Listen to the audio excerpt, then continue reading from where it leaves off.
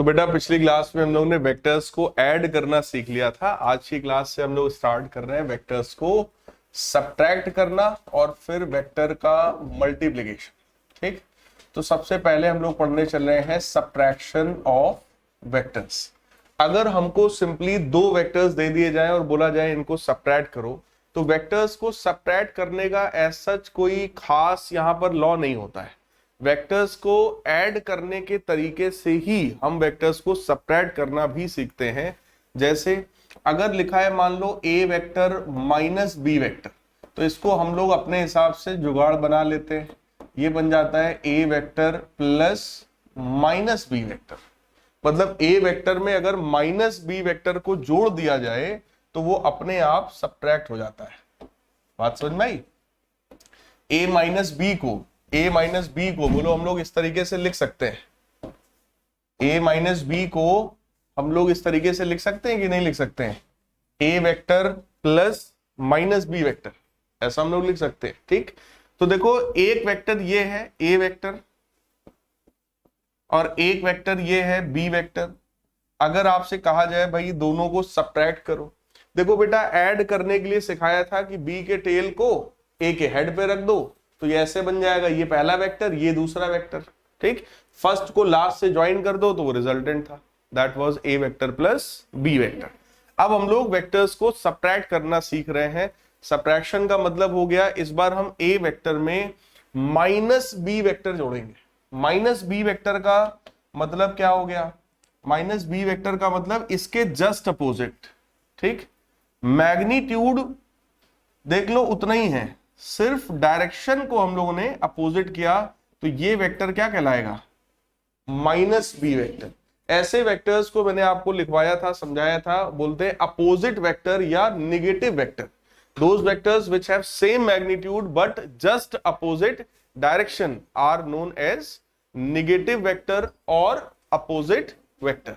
Is this clear? तो ये ए vector है, ये आपका माइनस बी वेक्टर है। अब बोलो अगर इन दोनों को ऐड करना है तो ऐड करने का तरीका क्या हुआ? ऐड करने के लिए सबसे पहले देखो हम लोग ए वेक्टर बनाएंगे। ये देखिए जैसा ए वेक्टर यहां था सेम वही ए वेक्टर वहां पर है। ठीक, और ये minus B vector, minus B vector check करो इस तरीके का है कुछ ऐसा। ठीक, ये हो गया ए वेक्टर और ये हो गया माइनस बी वेक्टर। तो अब आप बताओ रिजल्टेंट इसका कितना होगा? भाई हमें ए वेक्टर में माइनस बी वेक्टर जोड़ना ही तो है, तो जोड़ने के लिए तरीका क्या सिखाया गया आपको? इस वाले पॉइंट को इस वाले पॉइंट से मिला दीजिए। This will be the resultant vector और इस रिजल्टेंट का मतलब होगा A vector plus minus B vector. तो यही हो गया बेटा सब्ट्रैक्शन ऑफ वेक्टर। तो ये तो ट्रायंगल्स लॉ वाले मेथड से है। अब सेम चीज को अगर पैरेललोग्राम्स लॉ वाले मेथड से हम लोग करते हैं तब देखो क्या होगा। आगे बढ़े, देखिए सेम चीज को पैरेललोग्राम्स लॉ वाले मेथड से, तो ए वेक्टर जैसा था हमने ऐसा बनाया, ये ए वेक्टर था। बी वेक्टर बोलो किस डायरेक्शन में था? नीचे की तरफ।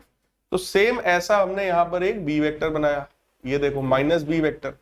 ठीक, ये हो गया ए वेक्टर, ये हो गया माइनस बी वेक्टर। अगर इन दोनों को ऐड करना है यूजिंग पैरेललोग्राम्स लॉ, तो पहले तो एक बोलो पैरेललोग्राम बनाना पड़ेगा। पैरेललोग्राम जब आप बनाओगे तो भाई इसके पैरेलल इधर से पैरेलल लग रही है लाइन से, इसके पैरेलल इधर से और इसके पैरेलल इधर से, यहां कहीं पर दोनों मिलेगा। ठीक, तो इनका जो रिजल्टेंट होगा वो रिजल्टेंट बोलो कुछ इस तरीके से आएगा। इस पॉइंट से जस्ट अ मिनट, रिजल्टेंट इसका आएगा ये, यहां से यहां तक ज्वाइन कर देंगे हम लोग। बोलो बेटा ये। ठीक, ये हो गया रिजल्टेंट। और अगर आप इस रिजल्टेंट को चेक करो, ऐसा आ रहा है रिजल्टेंट, चेक करो ट्रायंगल्स लॉ में भी ऐसा ही आया था। मतलब किसी भी मेथड से हम करते हैं वैल्यू चेंज नहीं होती है। ठीक है ना? तो ये था हमारा रिजल्टेंट वेक्टर। अब यहां पर एक चीज हमने और दे दिया भाई, पैरेललोग्राम्स लॉ में हम लोग को एंगल भी पता होता है। लेट अस सपोज ये बी वेक्टर जो है वो एक्स एक्सिस के साथ एंगल कितना बना रहा है, थीटा, और ये कितना बना रहा था, 0। क्लियर है? तो अगर ये एंगल बेटा थीटा है, ये वाला, तो आप बताइए ये एंगल कितना होगा? This will B 180 minus theta. और बोलो अगर हम लोग पैरेललोग्राम्स लॉ लगाएंगे तो हमको इसी वाले एंगल की जरूरत है।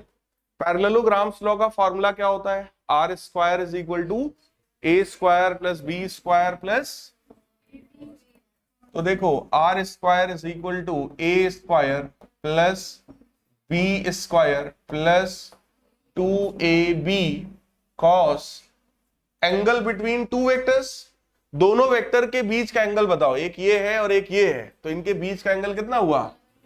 180 माइनस थीटा। बेटा cos 180 माइनस थीटा जो है वो सेकंड क्वाड्रेंट में आएगा, और सेकंड क्वाड्रेंट में cos कैसा होता है? निगेटिव। ASTC ऐसा होता है ना, ASTC।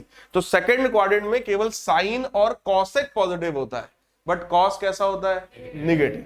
तो ये ओवरऑल तुम्हारा फॉर्मूला बनेगा R square is equal to A square plus B square minus 2ab cos theta. क्या ये बात कुछ समझ में आई? आर की वैल्यू निकालना होगा तो भाई अंडर रूट ले लेंगे, ठीक। सिमिलरली अगर मैं रिजल्टेंट का फर्स्ट वेक्टर के साथ ये एंगल में अल्फा मान लू, तो बोलो यहां से tan अल्फा भी लगा सकते हैं। tan अल्फा का बेटा फॉर्मूला क्या होता था? b sine theta. तो b साइन थीटा कितना होगा? 180 minus theta divided by a plus b cos 180 minus theta. Sine 180 minus theta कितना होगा? Sine theta.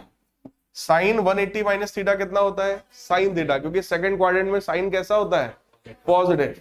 तो बन जाएगा सिंपल साइन थीटा, और ये बन जाएगा a minus B cos theta. So that will be the formula of tan alpha. तो अगर दो वेक्टर्स को सब्ट्रैक्ट करना हो तो आप इस मेथड से, इन फॉर्मूला को यूज करके भी आप उनको सब्ट्रैक्ट कर सकते हैं। तो ये पैरेललोग्राम्स मेथड से हो गया, और ये सब्ट्रैक्शन हो गया आपका ट्रायंगल्स मेथड से। ट्रायंगल्स मेथड से अगर आप सब्ट्रैक्ट कर रहे हो तो आपको यहां से यहां तक की लंबाई नापना पड़ेगा, और इसका ये वाला जो एंगल है इसको नापना पड़ेगा, और आप मेजर करके लिखोगे कि सर इतना इसका लंबाई है, मतलब इतना मैग्नीट्यूड है, और इसका ये इतना एंगल है। क्लियर है? जबकि पैरेललोग्राम्स लॉ में हम उस नापने वापने से बच जाएंगे, हमको सीधे सीधे ये मिलेगा, सीधे सीधे ये मिलेगा। Is this clear? कर पाएंगे? अब आया वेक्टर्स को मल्टीप्लाई करना। देखो जब वेक्टर में वेक्टर को ऐड किया जाता है तो वेक्टर क्वांटिटी आती है। वेक्टर में अगर वेक्टर को सब्ट्रैक्ट किया जाएगा तो भी बेटा वेक्टर क्वांटिटी आती है। लेकिन वेक्टर में वेक्टर अगर हम मल्टीप्लाई करते हैं तो जरूरी नहीं है कि वो हमेशा वेक्टर ही आए। That means product of vectors दो तरीके के होता है, दो तरीके से वेक्टर्स को मल्टीप्लाई कर सकते हैं। पहला हो गया स्केलर प्रोडक्ट और दूसरा हो गया वेक्टर प्रोडक्ट। इसका मतलब प्रोडक्ट ऑफ वेक्टर्स के हो गए दो टाइप्स। सबसे पहला कौन सा? Scalar product. Scalar product of vectors को डॉट प्रोडक्ट भी कहा जाता है। It is also known as dot product. Dot product को रिप्रेजेंट करने का तरीका है A vector dot B vector, इस तरीके से डॉट लगाएंगे बीच में। दूसरा होता है बेटा वेक्टर प्रोडक्ट। वेक्टर प्रोडक्ट को क्रॉस प्रोडक्ट भी कहा जाता है। वेक्टर प्रोडक्ट, और we can write it as cross product. Cross product को रिप्रेजेंट करने का तरीका है A vector cross B vector. ठीक, देखो वेक्टर में वेक्टर मल्टीप्लाई करो और स्केलर आ जाए तो वो क्या कहलाएगा? स्केलर प्रोडक्ट या डॉट प्रोडक्ट। वेक्टर में वेक्टर मल्टीप्लाई करो और वेक्टर आ जाए तब वो क्या कहलाएगा? वेक्टर प्रोडक्ट और क्रॉस प्रोडक्ट। तो वेक्टर्स के कितने तरीके के प्रोडक्ट्स हो गए? दो, डॉट प्रोडक्ट और क्रॉस प्रोडक्ट, यानी स्केलर प्रोडक्ट और वेक्टर प्रोडक्ट। क्लियर है? एक एक करके थोड़ा डिटेल में आते हैं। सबसे पहले हम लोग बात करने वाले हैं डॉट प्रोडक्ट की। डॉट प्रोडक्ट जिसको स्केलर प्रोडक्ट भी कहा जाता है। रिप्रेजेंट या लिखने का तरीका हो गया ए वेक्टर डॉट बी वेक्टर। ये है हमारा ए वेक्टर और ये है मान लीजिए बी वेक्टर। इनके बीच का ये एंगल है थीटा। ठीक, यहां पर डॉट प्रोडक्ट को डिफाइन कुछ इस तरीके से करते हैं। अगर इस बी वेक्टर का मैं एक कंपोनेंट कर दूं, बी वेक्टर का बोलो एक कंपोनेंट ऐसा होगा इस डायरेक्शन में, इसकी वैल्यू होगी बी कॉस थीटा। बोलो, एंगल के साथ वाला कंपोनेंट कॉस वाला, और एक कंपोनेंट इसका और होगा बी साइन थीटा इधर की तरफ। बोलो यार, एक कंपोनेंट होगा ये वाला और एक कंपोनेंट होगा ये वाला, ऐसा कर सकते हैं कि नहीं? तो a multiplied by b cos theta is known as dot product, यानी a multiplied by which component b cos theta, इसको बेटा बोलते हैं डॉट प्रोडक्ट। तो डॉट प्रोडक्ट का मतलब क्या हुआ? अगर दो वेक्टर्स का डॉट प्रोडक्ट करना है तो पहले वाले वेक्टर का पूरा मैग्नीट्यूड ले लो, ए वेक्टर का पूरा मैग्नीट्यूड ले लो। कितना? ए। बोलो, किसी भी वेक्टर के मैग्नीट्यूड को केवल ए लिख दें चलेगा? बोलो यार, मैग्नीट्यूड लिखने के दो तरीके सिखाए थे, या तो केवल ए लिख दो या तो मॉड के अंदर लिखो, यही तो तरीका था। तो ए वेक्टर का तो मैग्नीट्यूड पूरा पूरा आपने ले लिया। ठीक, अब बी वेक्टर के मैग्नीट्यूड का, बोलो बी का पूरा मैग्नीट्यूड ये है, सही है? बी के मैग्नीट्यूड का वो कंपोनेंट हमको चाहिए जो ए वेक्टर की डायरेक्शन में हो, जो ए वेक्टर की डायरेक्शन में हो। बोलो, बी के कितने यहां पे कंपोनेंट्स हैं? दो। कौन कौन से? लेकिन हमको कौन सा कंपोनेंट चाहिए? बी cos थीटा, जो कि ए वेक्टर की डायरेक्शन में। इसका मतलब डॉट प्रोडक्ट क्या होता है? It is defined as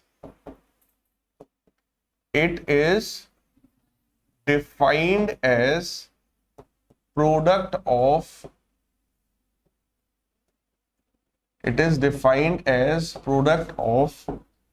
magnitude of first vector, and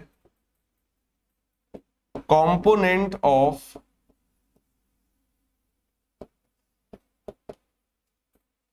magnitude of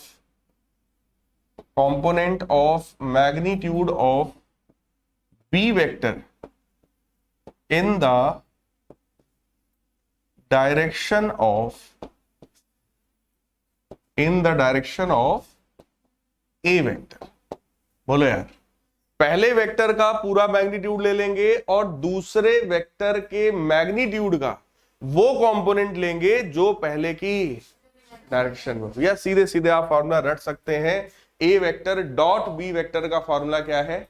A B cos theta, जहां पर ए पहले का मैग्नीट्यूड है, बी दूसरे का मैग्नीट्यूड है और कॉस थीटा उनके बीच का एंगल। क्लियर है? थीटा उनके बीच का एंगल। ठीक, इसी तरीके की सेम चीज आप लोगों ने पढ़ रखा है क्लास 9th में, जिसको हम लोग बोलते हैं वर्क डन। बोलो, वर्क का फॉर्मूला क्या होता है? What is the formula of work done? क्या होता है? फोर्स इनटू, तो ये कोई एक ऑब्जेक्ट है। ठीक, इस ऑब्जेक्ट पर अगर मैं इस डायरेक्शन में फोर्स लगाऊं तो ऑब्वियस है ये ऑब्जेक्ट आगे आएगा, ये आगे बढ़ेगा। तो ये ऑब्जेक्ट मान लीजिए यहां कहीं पहुंच गया, यहां पहुंच गया, और इसने डिस्प्लेसमेंट कितना कवर किया? डी के बराबर। डिस्प्लेसमेंट कितना किया? डी के बराबर। तो यहां पर बेटा वर्क डिफाइन किया जाता है, work is equal to force into displacement, जो कि आप लोगों ने क्लास 9th में पढ़ा होगा। Work is defined as the product of force and displacement. तो वर्क का फॉर्मूला यहां पर क्या हो गया, F इंटू डी। बोलो यार, सही है। लेकिन अगर एक केस बनाया जाए जिसमें ये ऑब्जेक्ट है, फोर्स ऐसा लग रहा है जो कि हॉरिजॉन्टल के साथ थीटा एंगल बना रहा है, हॉरिजॉन्टल के साथ थीटा एंगल बना रहा है, और ऑब्जेक्ट आपका फिर से कुछ डी डिस्प्लेसमेंट कर रहा है, ऑब्जेक्ट फिर से डी डिस्प्लेसमेंट आगे की तरफ कर गया, ऑब्जेक्ट आगे पहुंच गया। क्लियर। इस बार अगर आपसे कहा जाए वर्क निकालो तो क्या होगा, इस बार वर्क कितना होगा। अब हम, क्योंकि फोर्स इंक्लाइंड है, देखो पूरे फिजिक्स में अगर कोई भी वेक्टर इंक्लाइंड हो तो हम लोग उसके क्या करेंगे, कंपोनेंट्स।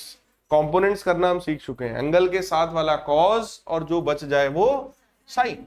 तो इधर की तरफ बोलो कंपोनेंट क्या होगा, एफ कॉस थीटा। ऐसे ही बोलो एक कंपोनेंट इधर की तरफ होगा एफ साइन थीटा। लेकिन हम लोगों को वही वाला, क्योंकि फॉर्मूला क्या था हमारा, फोर्स इनटू डिस्प्लेसमेंट। जब फोर्स और डिस्प्लेसमेंट सेम डायरेक्शन में होता है तब उनका प्रोडक्ट क्या कहलाता है, वर्क। तो यहां पर क्या है कि फोर्स और डिस्प्लेसमेंट सेम डायरेक्शन में था नहीं, तो हमने फोर्स का देखो वो वाला कंपोनेंट ले लिया जो डिस्प्लेसमेंट के डायरेक्शन में, डिस्प्लेसमेंट बोलो एक्स डायरेक्शन में था, तो हमने कौन सा कंपोनेंट ले लिया उसका, एफ कॉस थीटा वाला।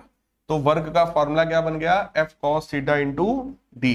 तो इन जनरल अगर मैं वर्क का फॉर्मूला लिखूं तो work is simply defined as the dot product of force and displacement. Force और डिस्प्लेसमेंट के डॉट प्रोडक्ट को क्या बोलते हैं, वर्क। तो वर्क का पूरा फॉर्मूला क्या है, F D cos theta. Clear है। फोर्स इंटू डिस्प्लेसमेंट कब होता है, जब दोनों की डायरेक्शन सेम, जब फोर्स और डिस्प्लेसमेंट सेम डायरेक्शन में होता है तब बोलते हैं। तो जो वर्क की डेफिनेशन जो आप लोगों ने रट रखी है ना कि work is defined as the product of force and displacement, उसको थोड़ा सही करिए। Work is defined as the product of force and displacement when force is in the direction of displacement. But if force is not in the direction of displacement, then we will take f d cos theta, or we can say force is defined as the dot product of force vector and displacement vector. Is this clear? पक्की बात है, आगे बढ़ा जाए। ठीक, तो ये तो हो गया कि भाई डॉट प्रोडक्ट होता क्या है। अब हम लोग आ रहे हैं डॉट प्रोडक्ट की प्रॉपर्टीज क्या है। सबसे पहली प्रॉपर्टी डॉट प्रोडक्ट की है, हेडिंग आप लोग लिख लीजिएगा, properties of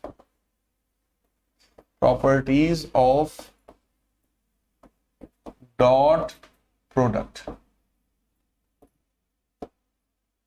properties of dot product. पहली प्रॉपर्टी है कि डॉट प्रोडक्ट इज कम्यूटेटिव।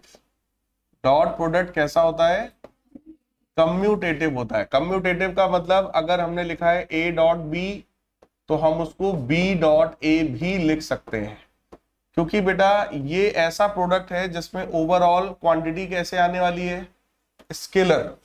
कैसी क्वांटिटी आएगी, स्केलर। तो ए डॉट बी अगर लिखा है तो ए बी कॉस थीटा, और बी डॉट ए लिखा है तो बी ए कॉस थीटा। और बोलो 3 इंटू 4 कहें या 4 इंटू 3 कहें, बात एक ही है। तो चाहे ए बी लिखें चाहे बी ए लिखें, बात एक ही है। तो वो इसका मतलब कम्यूटेटिव नेचर का होता है। दूसरा, dot product is distributive. Dot product कैसा होता है, डिस्ट्रीब्यूटिव होता है। मतलब अगर लिखा हुआ है ए डॉट बी प्लस सी, तो हम इसको अंदर ले जा सकते हैं और हम लोग लिख सकते हैं A dot B plus A dot C. Distributive nature का होता है, इसको हम अंदर ले जाकर डिस्ट्रीब्यूट कर सकते हैं। तो ए डॉट बी बनेगा प्लस ए डॉट सी बनेगा, सिंपल आप अंदर मल्टीप्लाई कर सकते हैं।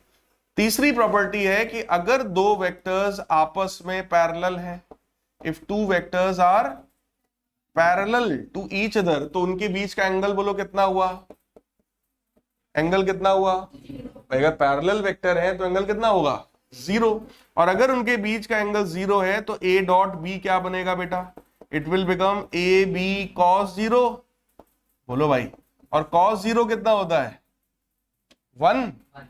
कॉस जीरो कितना होता है, तो dot product will be equal to the product of their magnitudes. So A dot B will be equal to A B. A B क्या है, मैग्नीट्यूड्स का प्रोडक्ट है, ए वेक्टर की लंबाई इंटू बी वेक्टर की लंबाई। क्लियर है। अगर दो वेक्टर्स परपेंडिकुलर हैं, if two vectors are perpendicular,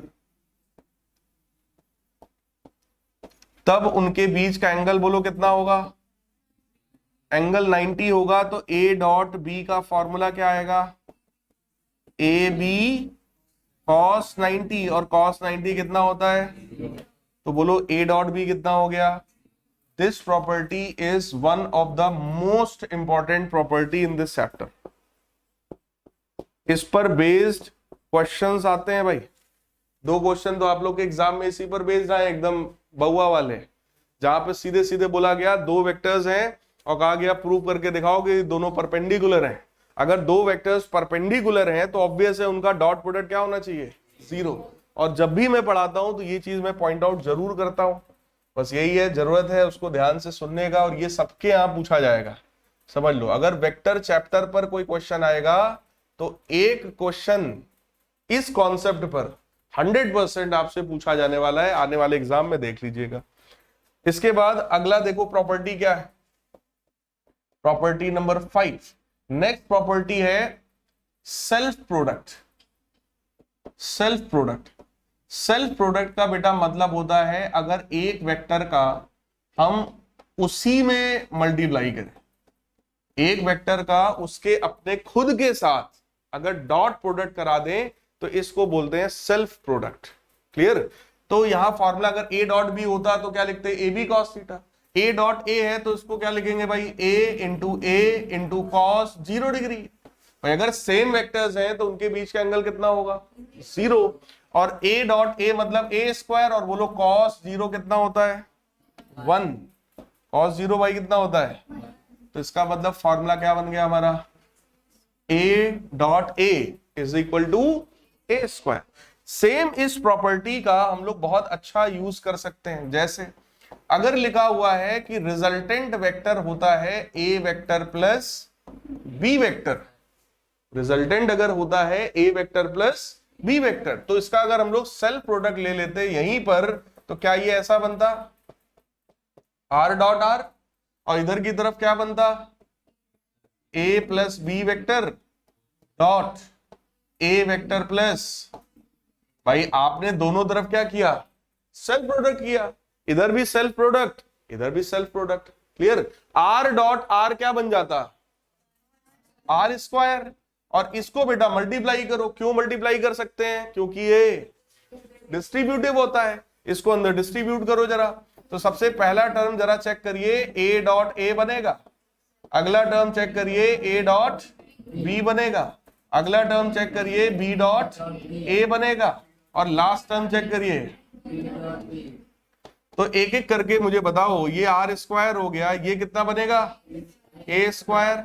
ये और ये बोलो सेम है, ये और ये सेम है, बिकॉज इट इज कम्यूटेटिव। तो क्या ये 2 times A vector dot B vector बनेगा, और डॉट का फॉर्मूला क्या होता है, A B cos theta plus B square. तो जरा चेक करो क्या ये पैरेललोग्राम्स लॉ का फॉर्मूला बन गया। तो हमको दुइये लाइन में हम लोग कर सकते थे, बिना किसी डायग्राम, बिना किसी चीज के, बोलो यार। तो ये जो सेल्फ प्रोडक्ट है ये बहुत बार डेरिवेशंस में काम आता है। अगर आपको जैसे कोई भी डेरिवेशन, जैसे आपके एग्जाम में दिया गया था एक डेरिवेशन कि कुछ उसमें स्टेटमेंट था, उसको डिराइव करने को बोला गया, तो वहां पर भी यही सेम काम करना था। हाँ, वो क्वेश्चन था शायद, mod of a plus b is equal to mod of a minus b, then find out angle between a vector and b vector। अब अगर mod of a plus b mod of a minus b के बराबर है तो आप जरा उनके बीच का एंगल बताइए। इस तरह का कुछ क्वेश्चन आप लोगों से पूछा गया था। अब देखो वहां पर क्या था, mod of a plus b अगर mod of A minus B के बराबर है तो हमको बोला गया एंगल बताइए बिटवीन ए एंड बी। बोलो क्वेश्चन क्लियर है? ठीक है ना क्वेश्चन। अब इसको आपको कैसे सॉल्व करना था, अगर हमें मैग्नीट्यूड गिवन है और एंगल तक पहुंचने की बात कर रहे हैं तो आप इसमें सीधे दोनों तरफ होल स्क्वायर करते, इधर भी होल स्क्वायर इधर भी होल स्क्वायर। बोलो ये ए का स्क्वायर है तो ए के स्क्वायर को क्या लिख सकते थे, ए डॉट ए। तो जरा इसका स्क्वायर अगर लिखा है तो उसको हम क्या लिख सकते थे, A plus B dot A plus B. Similarly इसको क्या लिख सकते हैं, A vector minus B vector dot A vector minus B vector. अब इसको सिंपल आप मल्टीप्लाई करो, जैसे ही मल्टीप्लाई करोगे बोलो पहला टर्म ए डॉट ए मतलब ए स्क्वायर, अगला टर्म ए डॉट बी, अगला टर्म बी डॉट ए मतलब 2 times A dot B plus बोलो बी स्क्वायर, बन जाएगा ऐसा। बराबर सेम इधर मल्टीप्लाई करो बेटा, A square minus A dot B minus B dot A, तो मतलब माइनस का 2ab प्लस का बी स्क्वायर। क्या ये बात सही है? जरा चेक करो, ए स्क्वायर और बी स्क्वायर दोनों कैंसिल, इसको भी इधर ले आओ 4ab, और 4ab अगर लिखा हुआ है तो 4 तो गया 0 में। बोलो यार 4ab बराबर 0 होता ना, तो ए वेक्टर डॉट बी वेक्टर बराबर 0, और अगर डॉट प्रोडक्ट 0 है तो दोनों वेक्टर्स, इसका मतलब इनके बीच का एंगल कितना होगा। यही सेम क्वेश्चन आपसे 2 नंबर में पूछा गया था, और ये एक इंपॉर्टेंट क्वेश्चन है। ठीक, ये पूछा जाने वाला क्वेश्चन है। सब लोग इस टाइप के क्वेश्चन को थोड़ा अच्छे से प्रैक्टिस कर लीजिएगा। कभी भी डेरिवेशन टाइप के ऐसे कोई क्वेश्चन आ जाए एंगल वेंगल का, तो वहां पर ये भी प्रॉपर्टी रखना दिमाग में कि क्या पता इससे हमारा काम बन जाए। ठीक, तो फिलहाल हम 5 प्रॉपर्टीज तक मैंने आपको बताया। सेल्फ प्रोडक्ट, बोलो ये प्रॉपर्टी एकदम क्लियर है, आगे बढ़े। ठीक, नेक्स्ट है, अगर हम लोग ऑर्थोगोनल वेक्टर्स की बात करें। ऑर्थोगोनल वेक्टर्स मतलब जैसे आपसे कहा जाए आई कैप डॉट आई कैप। अब आई कैप का मैग्नीट्यूड बोलो 1 होता है, दूसरे वाले आई कैप का भी मैग्नीट्यूड 1 होता है, और अगर सेम वेक्टर्स हैं तो उनके बीच का एंगल 0 होगा। cos 0 बोलो 1 होता है, तो ये ओवरऑल कितना हो जाएगा 1। तो यहां से इन जनरल एक फॉर्मूला हमारे पास आया, आई डॉट आई बराबर जे डॉट जे बराबर के dot K is equal to 1। तो ये एक आपके पास इंपॉर्टेंट प्रॉपर्टी आ गई। आई जे के तो याद है ना क्या होता है, these are unit orthogonal unit vectors. X direction में unit vector I cap, Y direction में यूनिट वेक्टर, और जेड डायरेक्शन में unit vector. Clear? Same vectors का अगर हमने इस तरीके से डॉट प्रोडक्ट ले रखा है तो वैल्यू कितनी आएगी 1 के बराबर। सेम यही काम अब आप जरा अलग अलग वेक्टर्स में एक बार करके देखो। आई डॉट जे, तो पहले का मैग्नीट्यूड 1, दूसरे का भी मैग्नीट्यूड 1, लेकिन दोनों के बीच का एंगल कितना है, तो ये कितना होगा। So I dot J is equal to J dot K is equal to K dot I. मतलब अलग अलग अगर हमने लिया है तो वैल्यू कितना आएगा, कारण एक ही है कि आई जे ये सब अलग अलग है, तो इन सब के बीच का एंगल कितना होता है बेटा 90 cos 90 0 होता है। Is this clear? ठीक है, इस प्रॉपर्टी पर बेस्ड आप लोगों से पूछा जाता है। लास्ट प्रॉपर्टी देखो क्या है। मैंने आप लोगों से ये कहा था किसी भी वेक्टर को हम लोग ऑर्थोगोनल वेक्टर्स के टर्म्स में लिख सकते हैं। मतलब अगर ए वेक्टर है तो we can write it a x i cap plus a y j cap plus a z k cap. Similarly अगर बी वेक्टर है तो we can write b x i cap plus b y j cap plus b z k cap. अब अगर हमसे कहा जाए कि भाई इसका आप डॉट प्रोडक्ट निकालिए, तो हम ए डॉट बी करेंगे। ए डॉट बी का मतलब हो गया ए x i cap plus a y j cap plus a z k cap dot B x i cap plus b y j cap plus का बी जेड के कैप। भाई अभी तो हमने सिंपल ए और बी की बस वैल्यू रखी है, अब इसको बेटा मल्टीप्लाई करो, ये वाले टर्म को इन तीनों में मल्टीप्लाई करो। बोलो पहला टर्म क्या आएगा, A X B x I dot I, बोलो कितना होता है 1, A X B Y I dot J I dot K J dot I J dot J. तो ये वाला टर्म लिखना पड़ेगा, मतलब क्या था, it was a y b y j dot k dot i k dot जे के डॉट के। तो इसका मतलब आखिरी एक टर्म और लिखना पड़ेगा ए जेड बी जेड। इसका मतलब बेटा डॉट प्रोडक्ट अगर कभी भी करना पड़े तो this is very easy concept. I वाला टर्म आई से मल्टीप्लाई करो, जे वाला टर्म जे से मल्टीप्लाई करो और के वाला टर्म के से मल्टीप्लाई करो। Is this clear? अब देखो इस पर बेस्ड एक छोटा सा मैं क्वेश्चन लिख रहा हूं। अगर मान लो हमको बोला जाए कि ए वेक्टर है 2i cap plus 3j cap minus k cap, और बी वेक्टर है हमसे कहा जाए i cap minus j cap plus का k कैप, और आपसे बोले कि बेटा a डॉट b निकालो, a डॉट b निकालो।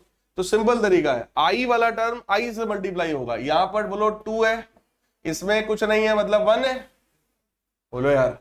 यहां पर 3 है, इसमें -1 है, वहां पर -1 है, यहां पर +1 है। तो कितना हुआ 2 - 3 - 1 यानी कि हो गया। तो डॉट प्रोडक्ट करना बहुत आसान है। और अगर हमसे सेम इसी क्वेश्चन में हमसे बोला जाता, मान लो सेम इसी क्वेश्चन को हल्का सा केवल मॉडिफाई करते और इस क्वेश्चन को कुछ ऐसा घुमा देते, आपसे कहते ए वेक्टर है 2i cap plus 3j cap minus p k cap, और बी वेक्टर हो जाता i cap minus j cap plus का k कैप। आपसे कहते find value of p, find value of p if a vector is perpendicular to b vector. अब अगर a vector b के perpendicular है तो p की वैल्यू बताओ। अगर परपेंडिकुलर है तो बोलो डॉट प्रोडक्ट कितना होगा, दैट मस्ट बी 0। तो आप लिखेंगे if a vector is perpendicular to b vector then their dot product must be 0। करो डॉट प्रोडक्ट 0, इसको इससे मल्टीप्लाई करो, बोलो 2 आएगा, 2 × 1 ये बनेगा, बोलो 3 × -1 ये बनेगा -p × 1 बराबर 0। ये बना 2 - 3 - p बराबर 0। तो p की वैल्यू बेटा कितनी आएगी? क्या ये बात समझ में आई? इसी में कुछ ऐसा जुगाड़ कर देते यहां पे हम कि ये मान लो हो जाता plus k cap. Same question में यहां पर क्या लिखते, plus k cap, everything is same, और बोलते prove that these two vectors are perpendicular to each other. बोलो यार, मान लो इसमें लिख दिया प्लस k कैप, मतलब समझ लो यहां पे कर दिया प्लस। अब आपसे कह रहे हैं prove that these two vectors are perpendicular.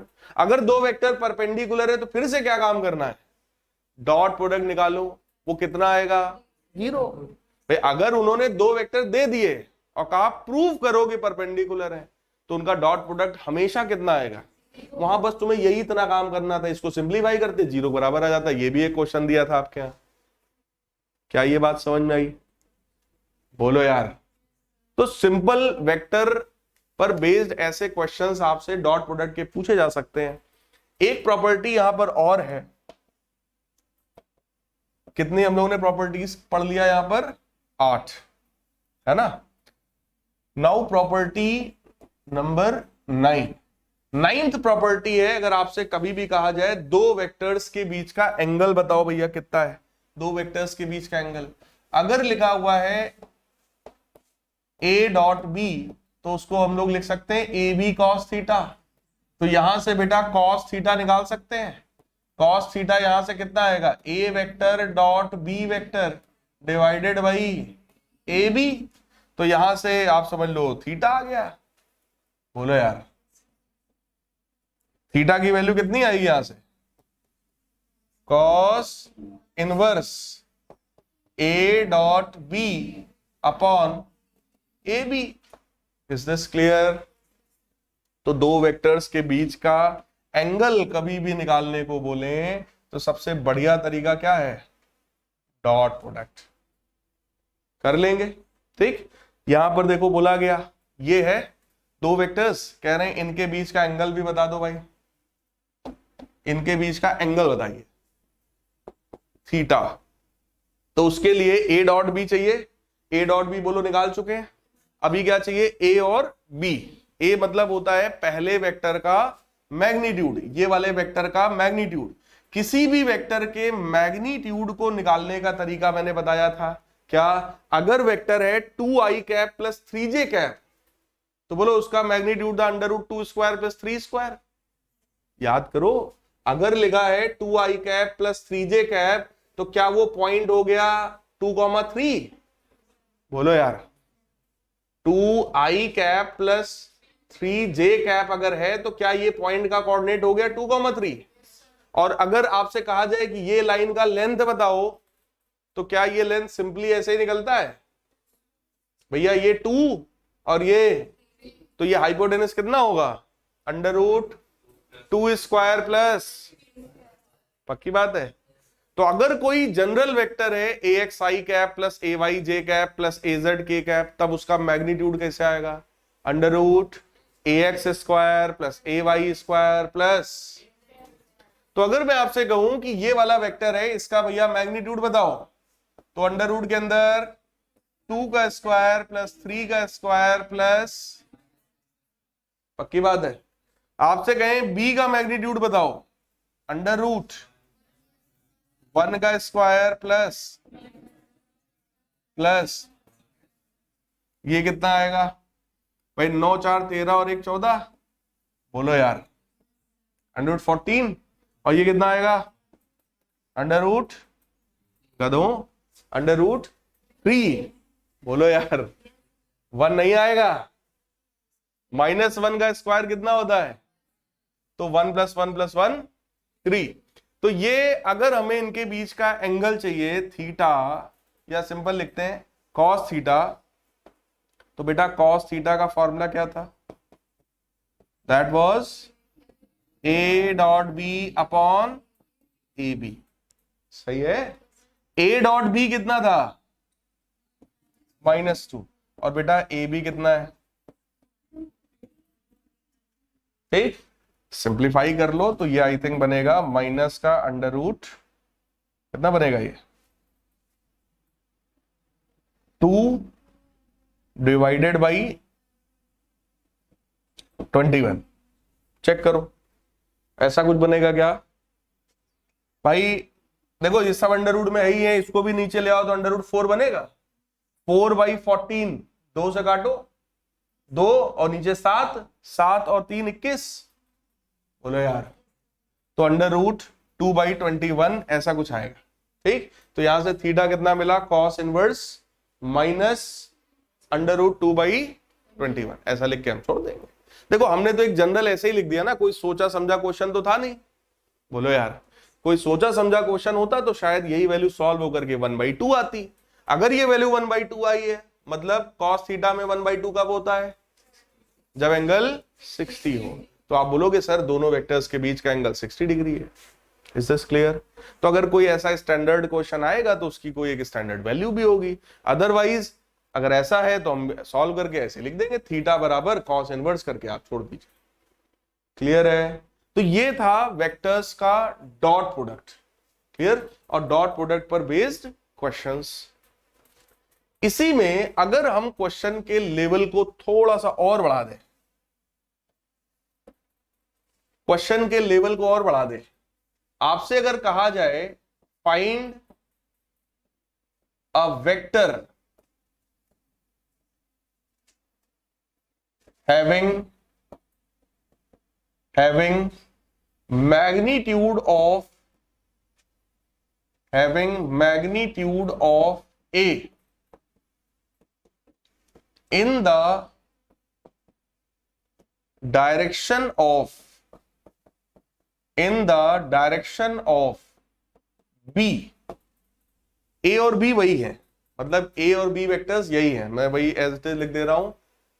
A vector है हमारा 2i cap plus 3j cap minus k cap, और B वेक्टर था i cap minus j cap plus k cap. देखो क्वेश्चन में हमसे क्या बोला गया, दो वेक्टर्स गिवन है A और B, कह रहे हैं एक ऐसा वेक्टर बताओ जिसका मैग्नीट्यूड तो A का हो लेकिन डायरेक्शन किसकी हो, B का हो। क्या ऐसा क्वेश्चन कर सकते हैं? A का मैग्नीट्यूड हो और डायरेक्शन B का। एक चीज बताओ, अगर मैं आपसे कहूं x डायरेक्शन में 3 यूनिट का वेक्टर बताइए तो कितना होगा? 3i cap. अब जरा इस क्वेश्चन को समझो, x डायरेक्शन था तो तुमने सबसे पहले i कैप के बारे में सोचा, ठीक, और यहां पे अगर बोल रहे हैं b का डायरेक्शन है तो b कैप के बारे में सोचेंगे। बोलो यार, अगर b का डायरेक्शन है तो b कैप के बारे में सोचेंगे, that is the unit vector in direction of b। Clear? मैंने आपसे कहा 3 यूनिट का बताओ तो आपने बोला 3i कैप, मतलब 3 का मल्टीप्लाई किया। अभी मैं कह रहा हूं मैग्नीट्यूड हो a के बराबर, तो पहले a का मैग्नीट्यूड निकालो। बोलो यार, a का मैग्नीट्यूड निकालो और b कैप में मल्टीप्लाई करो। कुछ समझ में आया भैया? सोचो सोचो, जो रिक्वायर्ड वेक्टर है क्या वो a का मैग्नीट्यूड इनटू b कैप के बराबर है? सोचो, डायरेक्शन किसका चाहिए था? डायरेक्शन किसका था? तो b का यूनिट वेक्टर। मैग्नीट्यूड किसका था? a का, तो हमने a का मैग्नीट्यूड से मल्टीप्लाई कर दिया। Is this clear? a का मैग्नीट्यूड बोलो कैसे आएगा? a का मैग्नीट्यूड बोलो।